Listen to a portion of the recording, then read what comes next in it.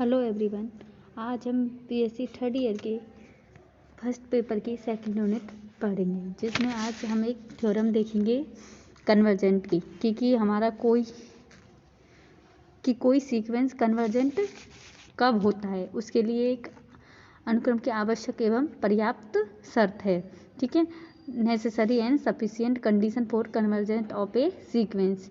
ये हमारी एग्जाम में ये थ्योरम लगभग आ जाती है, इसलिए मुझे बिल्कुल ध्यान से पढ़ना है तथा ये स्टेटमेंट हमें किसी भी सीक्वेंस को कन्वर्जेंट प्रूव करने के काम में आएगा। इसलिए देखिए, सबसे पहले इस थ्योरम का वो पढ़ते हैं कि इसका स्टेटमेंट क्या है कि एक अनुक्रम xn के L को अभिसरित होने की आवश्यक एवं पर्याप्त शर्त यह है कि अनुक्रम परिबद्ध है तथा सीमा बिंदु अद्वितीय है। ठीक है, कि हमारा कोई सीक्वेंस L की ओर कन्वर्जेंट होगा।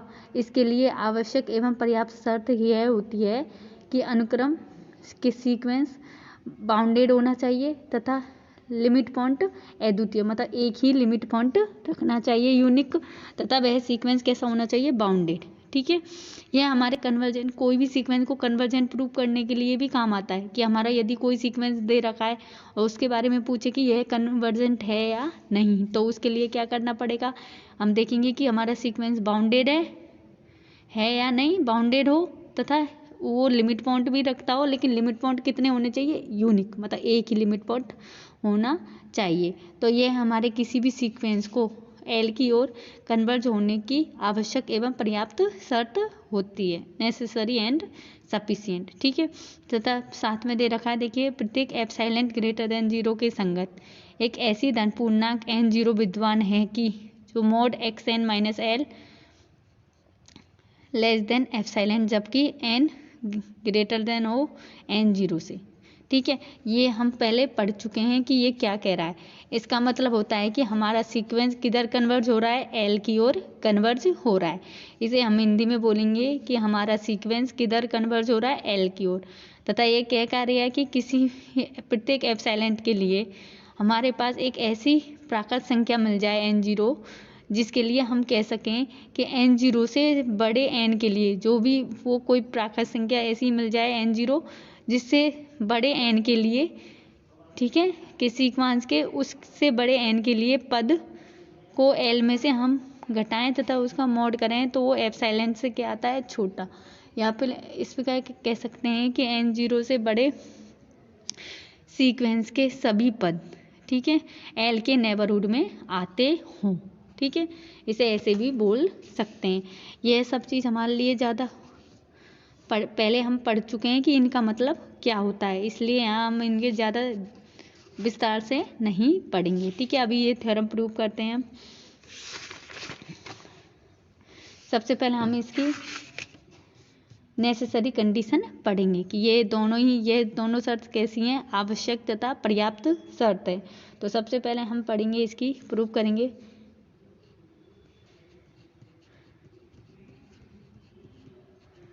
आवश्यक है मतलब नेसेसरी कंडीशन। ठीक है, आवश्यक है, आप यहाँ लिख दीजिए condition is necessary. Necessary condition prove करेंगे। तो सबसे पहले हम माना कि हम जानते हैं थ्योरम को कैसे प्रूव करते हैं कि एक चीज़ तो हमें दी हुई होती है और दूसरी चीज़ हम निकालते हैं। तो हमने माना ये दिया गया हुआ है हमें xn।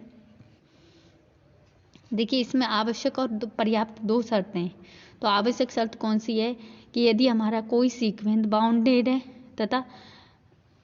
तथा यूनिक लिमिट पॉइंट रखता है, तो हमें प्रूव करना है कि वह सीक्वेंस कैसा होगा, कन्वर्जेंट सीक्वेंस होगा। ठीक है, और दूसरी सफिशिएंट कंडीशन क्या होती है, यदि हमारा सीक्वेंस L की ओर अभिसरित है तो वह बाउंडेड तथा कैसा होगा, कन्वर्जेंट होगा। ठीक है, ये आवश्यक तथा एक सफिशिएंट कंडीशन है। सबसे पहले हमारी नेसेसरी कंडीशन देखते हैं। नेसेसरी कंडीशन होती है कि हमारा, यदि हम माने कि हमारा सीक्वेंस बाउंडेड तथा कैसा है, यूनिक लिमिट पॉइंट रखता है, ये दिया हुआ होगा, तो ये हमने मान लिया xn परिबद्ध है तथा सीमा बिंदु अद्वितीय है। ठीक है, ये हमको दिया हुआ होगा और हमें क्या सिद्ध करना है, हमें सिद्ध करना है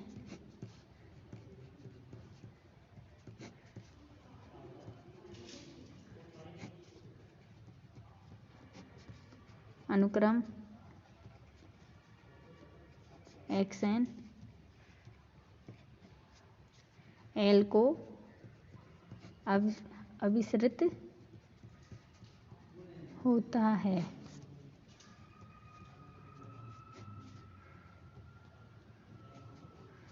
ठीक है, ये हमें प्रूव करना है। ठीक है, तो सबसे पहले ये दिया हुआ है कि सीक्वेंस हमारा बाउंडेड है तथा लिमिट पॉइंट कैसा रखता है, अद्वितीय लिमिट पॉइंट रखता है। ठीक है, तो जब हमारा लिमिट पॉइंट रखता है तो लिमिट पॉइंट की डेफिनेशन होती है माना, ठीक है, मान लो, तथा हमें क्या सिद्ध करना है, एक्शन एल की ओर क्या है, अविसरित। तो एल क्या है, एक लिमिट। ये हमारे आ रही है समझ में इससे कि एल हमारी क्या है, लिमिट है, क्योंकि हम कन्वर्जेंट की डेफिनेशन पढ़ चुके हैं कि कोई सीक्वेंस यदि एल की साइड कन्वर्ज होता है तो वह एल उसका क्या कहलाता है, लिमिट होती है। ठीक है, तो लिमिट हमेशा क्या होती है, लिमिट पॉइंट होती है। ठीक है, ये हम जानते हैं कि कोई भी लिमिट हमेशा क्या होती है, लिमिट पॉइंट होती है। तो हमें दिया हुआ है कि माना एक्शन परिबद्ध है तथा सीमा बिंदु अद्वितीय है। तो इसका मतलब आ गया कि सीमा बिंदु कितना है, एक ही सीमा बिंदु है, तो वो क्या मान लिया हमने, एल है। ठीक है, मान लो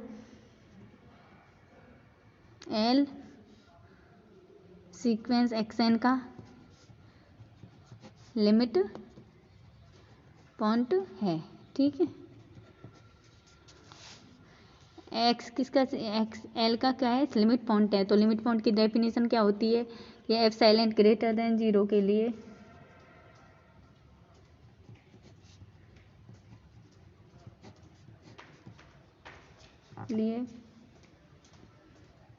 एल का ग्रेटर देन 0 के लिए एल के नेबरहुड में एक्स एन के इनफाइनाइट, एक्स एन मतलब सीक्वेंस के इनफाइनाइट पद आएंगे। ठीक है, ये हमारे लिमिट पॉइंट की डेफिनेशन होगी। ठीक है, कि एप्सिलॉन ग्रेटर देन 0 के लिए L minus epsilon plus L plus epsilon के नेबरहुड में एक्स एन के इनफाइनाइट पद आएंगे। ये हमने केवल डेफिनेशन से लिख दिया कि हमने मान लिया एल एक्स एन का क्या है, लिमिट पॉइंट है। लिमिट पॉइंट है तो लिमिट पॉइंट की डेफिनेशन होती है कि एप्सिलॉन ग्रेटर देन 0 के लिए एल के नेबरहुड में एक्स एन के कैसे इनफाइनाइट पद आएंगे। ठीक है, चूंकि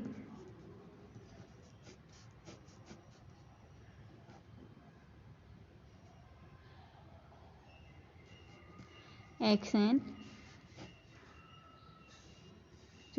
एन का लिमिट पॉइंट एल है, तो जैसे हम इस एक्स एन का लिमिट पॉइंट क्या है, एल है, तो सीक्वेंस के फाइनाइट मतलब परिमित पद ऐसे होंगे जो एल के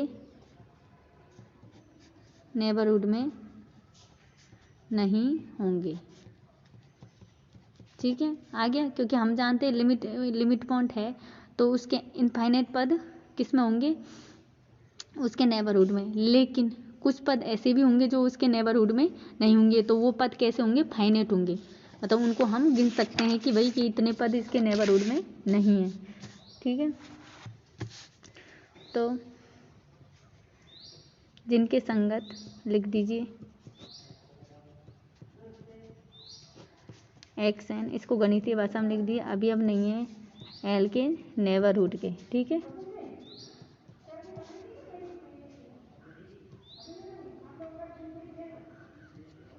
अब मान लो हमने मान लिए ऐसे एन जो इसके नेबरहुड में नहीं है, एन के ऐसे अपवादी मानो, मतलब जो इसके नेबरहुड में नहीं है उनको क्या कहा है इनने? अपवादी मानों का उच्चतम n0 है, n0 है। ठीक है, ये हमने मान लिया कि जो पद इसके नेबरहुड में नहीं है तो उनका हमने उच्चतम मान लिया n0, मतलब n0 से बड़ा कोई भी ऐसा पद नहीं है जो इसके नेबरहुड में नहीं है। n0 से जो भी पद इसके नेबरहुड में नहीं है वो सब n0 से छूटते हैं। ठीक है, तो इसे हम लिख देंगे xn, तो इसका मतलब हो गया कि n0 से सभी पद किसके इसके नेबरहुड में होंगे, क्योंकि हमने ये मान लिया कि जो इसके नेबरहुड में नहीं है उनमें सबसे बड़ा पद है n0। n0 से सभी मतलब छोटे पद, सभी मतलब जो भी पद जो इसके नेबरहुड में नहीं आ रहे वो सब n0 से छोटे हैं। ठीक है, तो xn मतलब सीक्वेंस के पद जो इसके नेबरहुड के एलिमेंट हैं वो सब कैसे हैं? n0 से बड़े। ठीक है, इसको हम जो हम मान रहे हैं उसको हम थोड़े गणित की भाषा में लिख लेते हैं, थ्योरम में बस यही होता है। ठीक है, अब आगे देखते हैं, अब हम इसे खोल के लिख लेते हैं।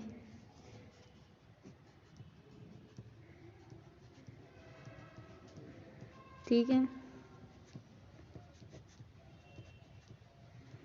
और इसको हम जानते हैं, ये काफ़ी खोल चुके हैं हम इनको, तो इसको हम लिख देंगे xn minus L F sine N. ठीक है, तब n बड़ा हो n0 से, तो ये हमारी डेफिनेशन किसकी हो गई? ये डेफिनेशन हो गई कि xn एल की ओर क्या कर रहा है? कन्वर्ज करता है। ठीक है, यही हमें प्रूव करना है कि सीक्वेंस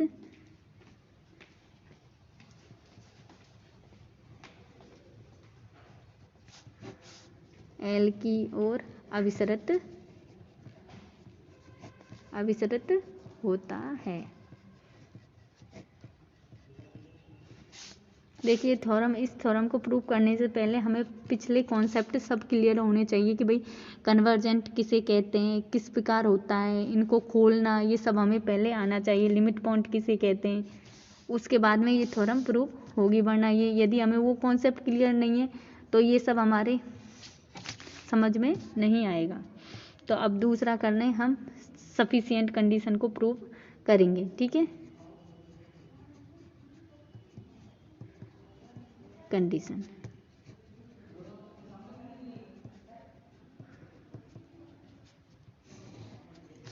मतलब पर्याप्त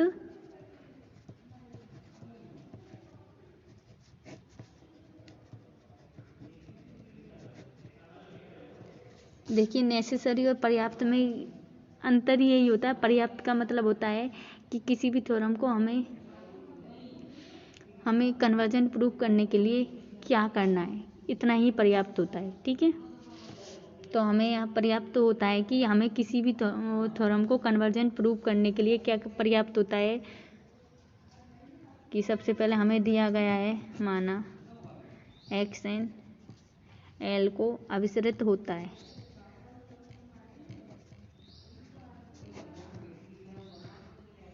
ठीक है, तो हमें केवल कन्वर्जन प्रूव करने के लिए केवल इतना सिद्ध करना जरूरी है ना है कि xn परबद्ध है कि हमारा सीक्वेंस कैसा है, बाउंडेड है तथा यूनिक लिमिट पॉइंट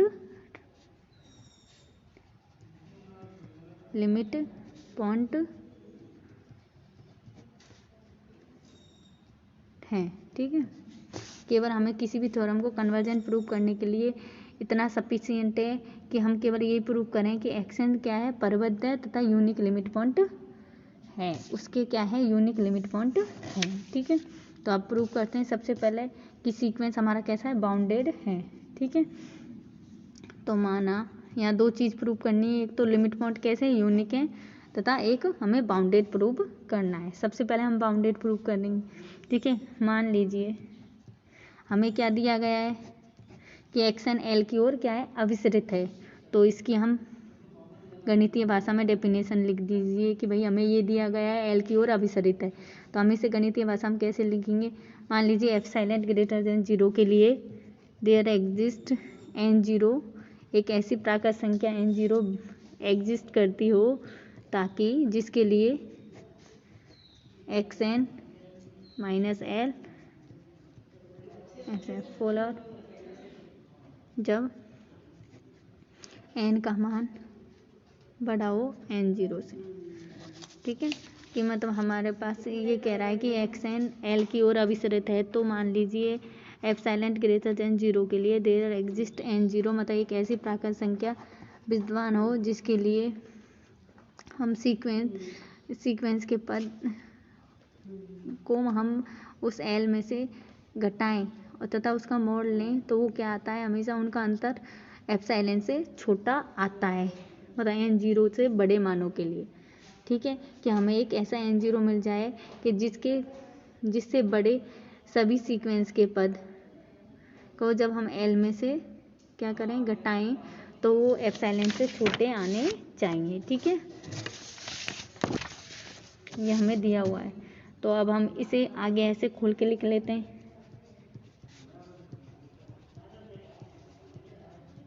ठीक है, और साथ में जब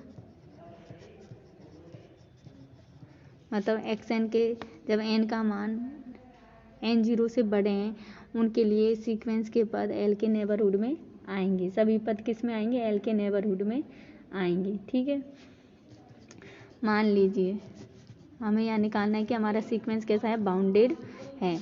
ठीक है, तो हमने बोल दिया n0 के बाद के सभी पद किसके नेबरहुड में आ रहे हैं, l के नेबरहुड में आ रहे हैं। ठीक है, हमने मान लिया कि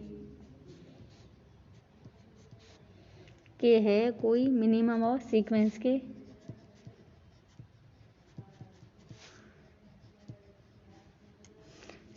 पद l माइनस एप्सिलॉन के l माइनस एप्सिलॉन छोटा होता है, तो k इनमें से सबसे छोटा अवयव है। ठीक है, तथा कैपिटल K मान लिया वो क्या है, हमारा मैक्सिमम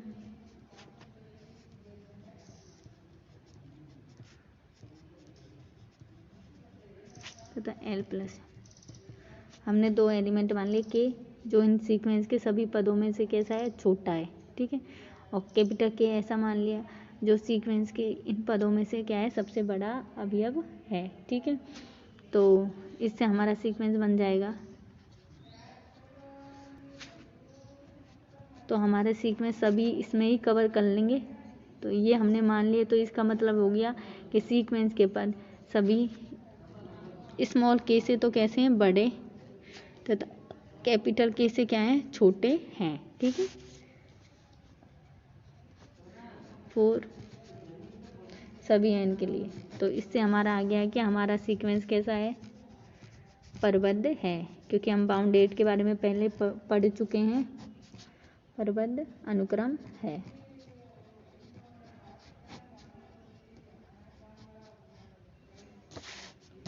तथा वो हमने ऊपर भी पढ़ा था, ये l की ओर अभिसरित है, तो इसका मतलब हो गया xn का सीमा बिंदु क्या है, l है, जो l। ठीक है, ये दो चीज़ तो हमें आ गया। अब हमें यहाँ प्रूव करना है कि हमारा सीमा बिंदु कैसा है, यूनिक है। ठीक है। और इससे पहले भी हमको पता है कि हमें कभी भी कोई चीज़ यूनिक प्रूव करनी होती है तो उनको हम 2 मान लेते हैं। प्रदर्शित करना है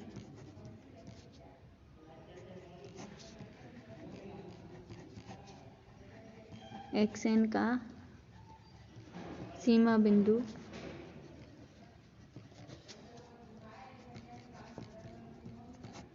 अद्वितीय है।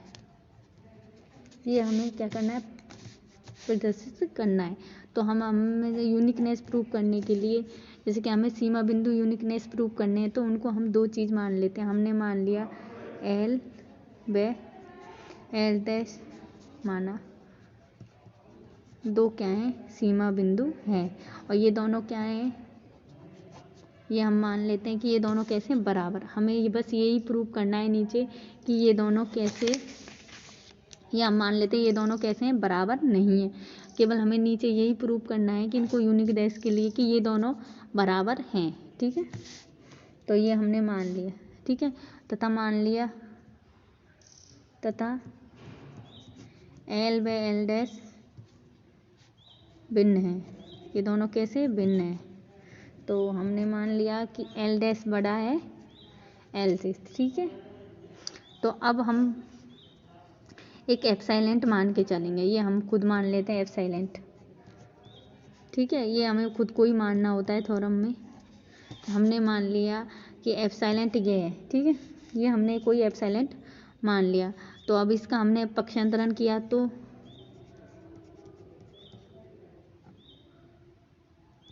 L dash minus L. ठीक है, हमें एल और एल डैश की तुलना करनी है, इसलिए तो इसको हमने तोड़ दिया। ठीक है,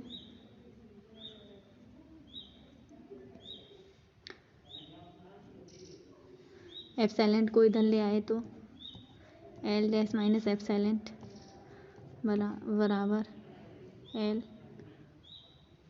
प्लस 2 एप्सिलॉन। ठीक है, ये आ गया है ना। अब इसका मान बड़ा होगा किससे, एल प्लस एप्सिलॉन। ये हमको पता है कि एल प्लस 2 एप्सिलॉन है, ये एल प्लस एप्सिलॉन है। ठीक है, ये हमने मान लिया क्योंकि हमें L epsilon plus minus epsilon और प्लस एप्सिलॉन की ज़रूरत होती है, इसलिए इसको हमने मान लिया। ठीक है,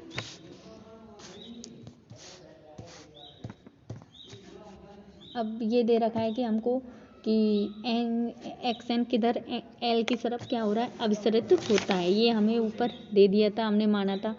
तो इसको अब कर लेंगे हम, उसको हम गणितीय भाषा में लिख देंगे। अब एन विद्यमान है,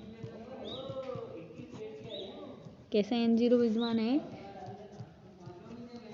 ठीक है, तो क्या होता है X N minus L epsilon. ठीक है, फोर और N0। ठीक है, इसको हमने खोल के लिख दिया, तो इसको हम इस प्रकार लिख सकते हैं एक्स एन अभी अब होगा L minus epsilon L plus epsilon सभी एन।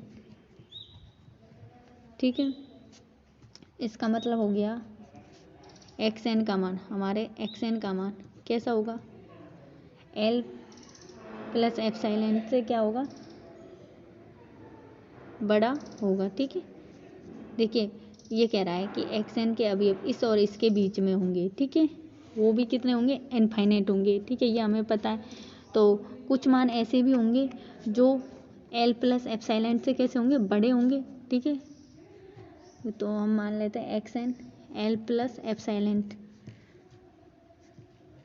के एन के परिमित मानों के लिए। ठीक है, क्योंकि हमेशा नेबरहुड में बहुत सारे मान आते हैं, हम नेबरहुड पहले पढ़ चुके हैं नो के लिए, ये हमने मान लिया। ठीक है, इसका मतलब यही होता है कि एक्स एन के सभी एक्स एन 0 के बाद के सभी अवयव क्या है, इसके नेबरहुड में होंगे। ठीक है, लेकिन कुछ मान ऐसे भी होंगे इनके अलावा, N0 के बाद के अलावा कि N0 से पहले के, जो कि क्या होंगे, इससे बड़े भी होंगे। ठीक है, वो कैसे होंगे, परिमित होंगे, क्योंकि N0 एक फिक्स संख्या है। ठीक है, फिक्स है, तो उसके लिए तो n के परिमित मानों के लिए ऐसा होगा, ठीक है।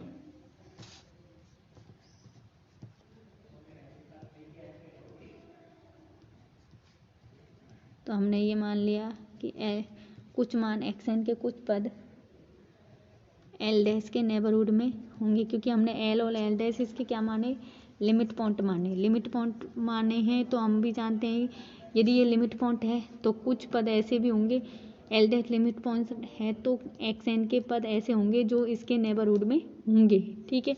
लेकिन क्योंकि हम कह रहे हैं कि l की तरफ अभिसरित हो रहा है, तो यहाँ तो n0 के बाद के सभी पद इसके नेबरहुड में आ रहे हैं, ठीक है। तो xn के कुछ पद ऐसे हैं जो क्या हैं, इससे l प्लस एप्सिलॉन से बड़े, लेकिन वो n कैसे, परिमित मतलब फाइनाइट संख्या में।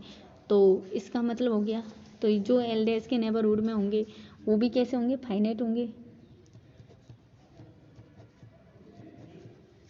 परिमित मानों के लिए, ठीक है। तो ये इससे प्रूव हो रहा है कि l डैश इसका क्या नहीं है, सीमा बिंदु नहीं है, सीमा बिंदु नहीं है। क्योंकि सीमा बिंदु वही होता है कि यदि हम कहते हैं कि l डैश उसका सीमा बिंदु है तो l डैश के नेबरहुड में सीक्वेंस के अनंत पद होने चाहिए, फाइनाइट नहीं, अनंत पद होने चाहिए, ठीक है। सीमा बिंदु नहीं है, और जो हम मान रहे हैं उसका यह क्या कर रहे हैं, विरोध कर रहा है, क्योंकि हमने तो खुद नहीं माना है कि l और l डैश क्या है, इसके सीमा बिंदु है। लेकिन जो हम, तो ये तो उल्टा निकल गया कि यह उसका क्या कर रहा है कि ये सीमा बिंदु ही नहीं आ रहा, तो विरोधाभास है, ठीक है। तो जो हमने माना है पहले, यह संभव नहीं है, ठीक है। तथा इसी प्रकार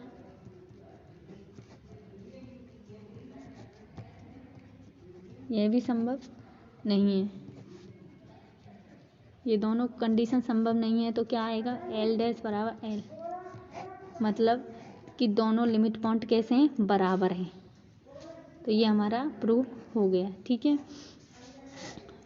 आज की वीडियो में बस इतना ही। Thank you.